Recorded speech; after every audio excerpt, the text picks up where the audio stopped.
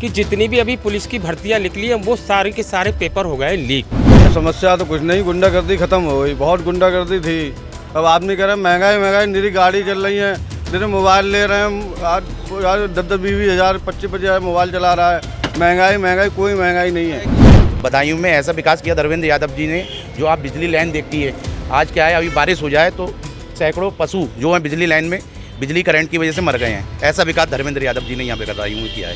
Sir, सबसे प्रमुख मुद्दा तो हमारे शहर का रहेगा विकास का, जो कि आज तक विकास कुछ भी नहीं हुआ, ना के बराबर।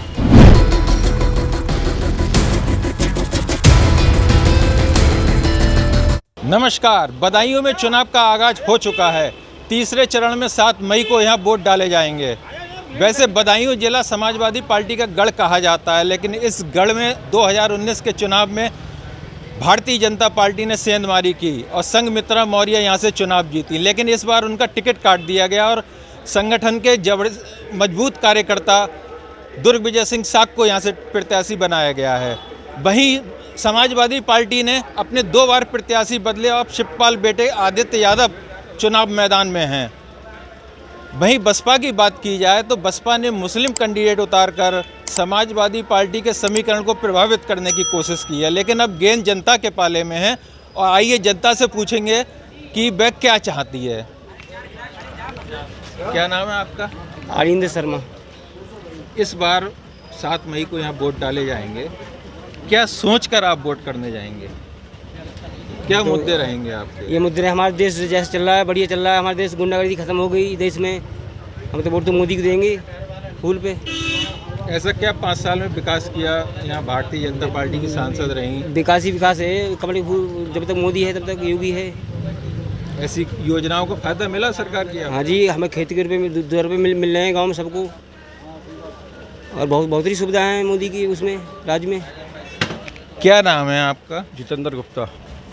क्या करते हैं? होटल है खाने का।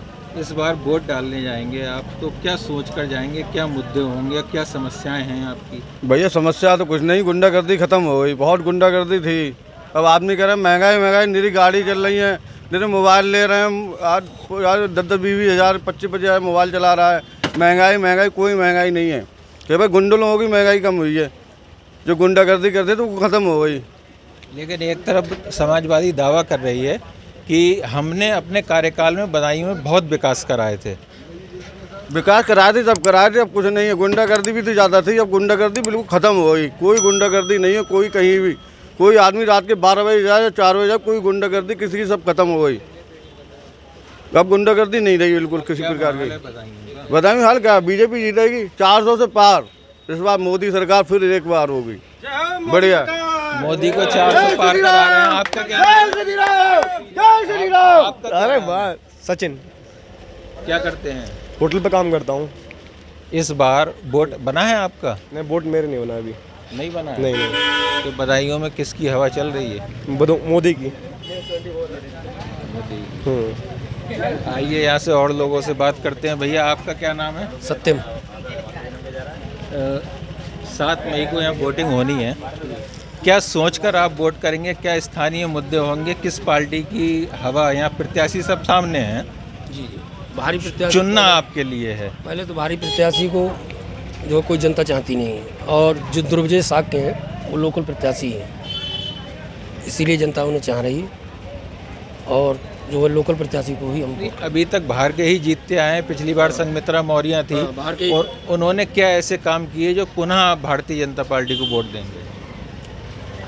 काम संघमित्रा से नाराज़गी थी तो कैंडिडेट जो है चेंज कर दिया बीजेपी ने। अब दुर्गविजय सिंह साग को जो है सब जनता चाह रही है। एक तरफ समाजवादी पार्टी भी दावा कर रही है कि हमने अपने कार्यकाल के दौरान मेडिकल कॉलेज दिया, ओवर ब्रिज दिया, इंटर कॉलेजेस दिए, तो वो चुनाव में मुद्दे प्रभावित कर रहे हैं? नहीं, कोई प्रभावित नहीं कर रहा है। सब वो उस टाइम पे किया, फिर गुंडागर्दी भी थी, गुंडागर्दी भी खत्म हो गई बीजेपी सरकार। चलिए यहाँ और लोगों से बात करते हैं। क्या नाम है भाई साहब आपका? राजू।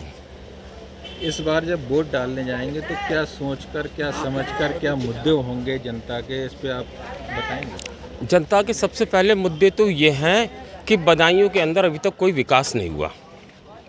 नंबर दूसरा मुद्दा है कि महंगाई इतनी है कि महंगाई जहाँ पर है चरम सीमा पर पहुँच चुकी है कि उसके बावजूद भी महंगाई है, शिक्षा नहीं है, नौकरियाँ नहीं हैं। रही बात यहाँ की सुरक्षा की, तो सुरक्षा के टाइम पर यह है कि जितनी भी अभी पुलिस की भर्तियाँ निकली हैं वो सारे के सारे पेपर हो गए लीक। पुलिस कौन सी है? पुलिस बीजेपी की सरकार की जो कह रहे हैं कि गुंडागर्दी ख़त्म हो गई है, वो गुंडागर्दी सिर्फ अखिलेश यादव की जो गाड़ियाँ चली थी हर 2 किलोमीटर पे खड़ी होती हैंगी, उनसे गुंडागर्दी ख़त्म हुई हैगी।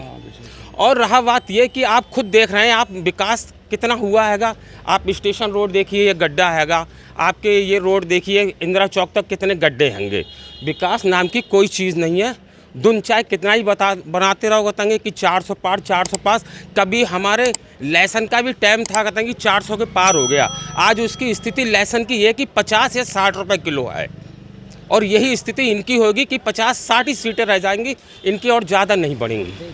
भारतीय जनता पार्टी भी एक तरफ दावा कर रही है कि हमने राशन दिया, आयुष्मान कार्ड दिया, मकान दिए, शौचालय दिए, ऐसी तमाम योजनाएं जो गरीबों के हक में थीं, तो वो प्रभावित करेंगी चुनाव को। देखो, गरीबों के राशन तुम्हें 5-5 किलो दिया हैगा, तो ये जितने ही राशन लेने वाले ये नहीं सोच रहे हैं कि हमारे लिए 400 रुपये का सिलेंडर जब बिकता था, महंगाई जब आई थी, इन्होंने बीजेपी वालों ने ये कहा कि महंगाई बहुत है। महंगाई आई, 400 रुपये का सिलेंडर आज 1200 रुपये तक का लिया हम लोगों ने।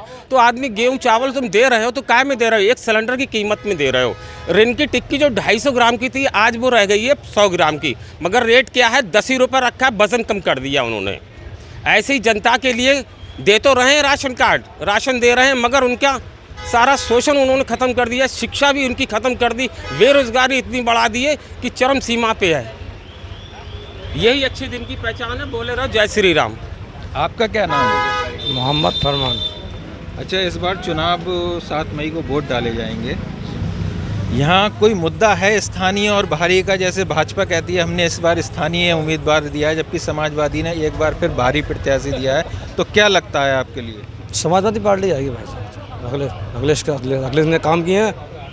ये मेडिकल कॉलेज अखिलेश ने बनाया और 1 साल के अंदर बना के उन्होंने तैयार किया, जो सारे लोग यहाँ दवाई खा रहे हैं और उनके चलन में चल रहा है, और उनकी वही सरकार आएगी। क्या नाम है आपका? मेरा नाम विवेक उपाध्याय। चुनाव है, प्रत्याशी मौजूद हैं जी। क्या सोचकर इस बार आप वोट करेंगे? इस बार जो है हम लोग विकास को वोट देंगे और लॉ एंड ऑर्डर को देखते हुए वोट देंगे, और लोकलिटी को ज़्यादा महत्व दिया जा रहा है। इस बार जो हमारा प्रत्याशी है भाजपा से, वो बदायूं क्षेत्र का है। पिछले 40 सालों से पहला प्रत्याशी ऐसा बना है जो बदायूं क्षेत्र से बना हुआ है। समाजवादी पार्टी का कहना है कि हम महंगाई, बेरोजगारी की बात कर रहे हैं। हमारे कार्यकाल में बदायूं में जो विकास हुआ वो भारतीय जनता पार्टी 5 साल में नहीं कर पाई। तो क्या आपको लगता है कि बदायूं में ऐसा विकास किया धर्मेंद्र यादव जी ने? जो आप बिजली लाइन देखती है, आज क्या है, अभी बारिश हो जाए तो सैकड़ों पशु जो हैं बिजली लाइन में बिजली करंट की वजह से मर गए हैं। ऐसा विकास धर्मेंद्र यादव जी ने यहाँ पे बदायूं में किया है। बदायूं की जनता इस बार क्या सोचकर वोट करने जा रही है? बदायूं की जनता इस बार बिल्कुल क्लियर है। शिक्षित हमारे जो प्रत्याशी भारतीय जनता पार्टी के माननीय दुर्विजय सिंह शाक्य जी हैं, उन्हें वोट करेगी।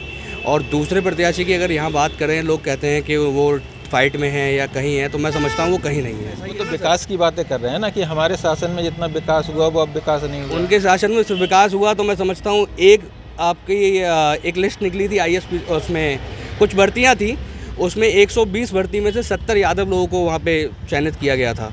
तो विकास वो अपने समाज का तो नहीं कर पा रहे, सर्व समाज का तो नहीं कर पा रहे हैं जहाँ तक है। और मैं समझता हूँ विकासशील पार्टी और एक जो संगठित पार्टी जो है वो भारतीय जनता पार्टी है, और उसके अलावा कोई भी फाइट में नहीं है। और दोबारा 2024 में 7 मई को जो भी यहाँ पे वोटिंग होगी, मैं जानता हूँ माननीय दुर्विजय सिंह शाक्य जी ही जीतेंगे और पूर्ण बहुमत से जीतेंगे, और भारतीय जनता पार्टी की सरकार दोबारा केंद्र में बनेगी। क्या नाम है आपका? मेरा नाम साहब आलोक शर्मा। इस बार किन मुद्दों को लेकर आप वोट करेंगे? स्थानीय, बाहरी, क्या मुद्दा रहेगा? सर, सबसे प्रमुख मुद्दा तो हमारे शहर का रहेगा विकास का, जो कि आज तक विकास कुछ भी नहीं हुआ, ना के बराबर। देख ली यहाँ की बिजली की लाइन देख लीजिए, पड़ी थी सपा के कार्य समय में, आज पशु मर रहे हैं, एक्सीडेंट हो रहा है। ये कोई विकास नहीं है। विकास तो साहब वो होना चाहिए जो कि धरातल पर दिखे। मैं तो साहब अपने प्रत्याशी माननीय श्री दुर्विजय सिंह शाक्य के समर्थन में लोगों से कहूँगा कि ज़्यादा से ज़्यादा वोटिंग करें, जिससे हमारे शिक्षित सांसद मिले हमें, जिससे हमारा विकास हो सके। सबका साथ सबका विकास जो मोदी जी ने नारा दिया है, उसको आधार पर मैं चाहूँगा कि पूरा बदायूंवासी हम लोग उस वोटिंग करें। क्या लगता है भाजपा के शासन में विकास हुआ है? जी साहब, हुआ है साहब। शिक्षा के क्षेत्र में हुआ है, किसी भी क्षेत्र में उठा के देख लीजिए साहब, शिक्षा में देख लीजिए, सिंचाई में देख लीजिए, व्यापार में देख लीजिए, सब में विकास तो है सर। आइए कुछ और लोगों से बात करेंगे। क्या नाम है चाचा आपका? नलिन शर्मा। इस बार वोट डालने जाएंगे तो क्या सोच समझ कर जाएंगे, क्या मुद्दे होंगे स्थानीय? देखिए विश्व में एक प्रसिद्धि है, नाम कमाया है, इसीलिए बीजेपी जो है वो ज़्यादा बैठ। तो क्या इस बार वोट मोदी और योगी के नाम पर जाएगा या मोदी के वोट नाम पे जाएगा?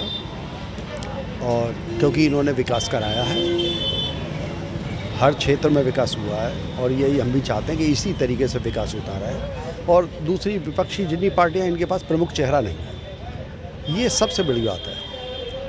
ये किसी मेन फिगर को लेकर एक इलेक्शन लड़ रहे हैं, और इससे उम्मीद है कि देश अच्छे विकास करेगा। देखिए दूसरी तरफ समाजवादी पार्टी का कहना है कि बदायूं में जो विकास किया वो हमारा विकास है, भाजपा का नहीं। भाजपा ने 5 साल में क्या किया वो गिना है। ये तो राजनीतिक स्टंट है, ये तो हमेशा होता चला है, एक दूसरे पर उंगली उठाना, ये तो खैर है।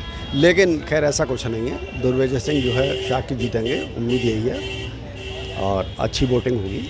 अच्छा, सरकार की, मोदी सरकार की जो योजनाएं हैं, शौचालय हैं, फ्री राशन है, आयुष्मान कार्ड है, मकान है, ये लोगों को प्रभावित कर रही हैं इस बार? बिल्कुल बिल्कुल बिल्कुल, ये सब योजनाएं उनकी प्रभावित करने वाली हैं, और ये सब योजनाएं प्रभावित कर रही हैं, और गरीब तबका जो है इससे बड़ा प्रभावित है, और उसका फ़ायदा बीजेपी को मिलेगा। तो ये थी बदायूं की जनता जिसके अपने मत हैं, लेकिन हवा का रुख किस ओर होगा ये तो आने वाली 4 जून को ही पता चल पाएगा। बदायूं से विशाल कुमार साहू, न्यूज़ 24।